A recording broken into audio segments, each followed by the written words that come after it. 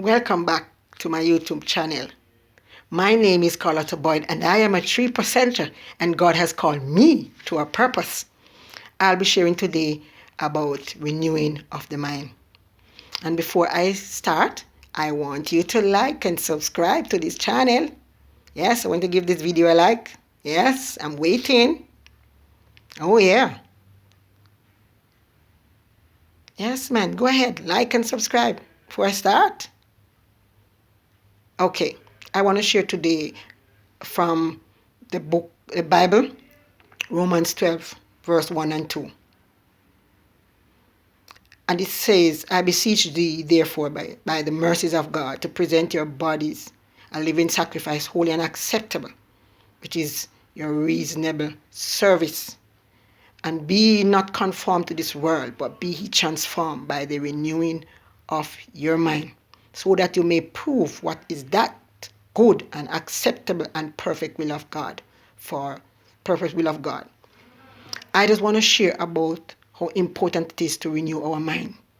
That even in the Bible, God is saying that in order for us to have a good life, a perfect life, we have to renew our minds. And it is important for us to renew our minds. The Word of God, they are laws.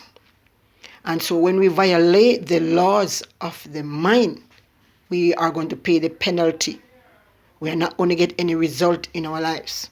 And so I'm learning that even the Bible is telling us from way back when that in order to have a good life, a perfect life, we have to renew our minds. We have to change the way we think. We cannot operate from the old man. We have to operate from the new man. And so we have to discipline ourselves. We have to make sacrifice. That's why verse 1 says to present your bodies as a living sacrifice. We have to break in the habit of being ourselves. By doing that, that's sacrifice. We are putting up the things that we know for years, putting to die. We are silencing the things that we know for years in our lives that we have been programmed to do. And so we have to make that sacrifice of putting it to die so we can able to see success in our lives. And so if we don't change our thinking, then we cannot change our lives. We want a new life, you have to change the way you think. And so each time we violate those verses of the Bible, we are finding ourselves going down, and we find ourselves in the pit, and we find ourselves not living a successful life. We're not having a perfect life. We're not having a good life. It's because of the violation of those verses. We have to make sacrifice of discipline ourselves, present that body, living sacrifice. We have to discipline the way we think and feel and act and go according to how God created us to operate and to live, because God created us to live a perfect and a good life. But because of culture and authority, our five senses and the past, it has reprogrammed our mind so much that we are far away from who we are, from the real person. And so we have to get back on track by changing our minds. And meditation is one way of helping us to change our mind, to renew the mind. When we meditate, we are shutting out the outer world and we are putting our body under subjection, and our mind is being in control, where our mind is taking back authority so we can able to operate according to how we were created to operate, how God has made us to operate.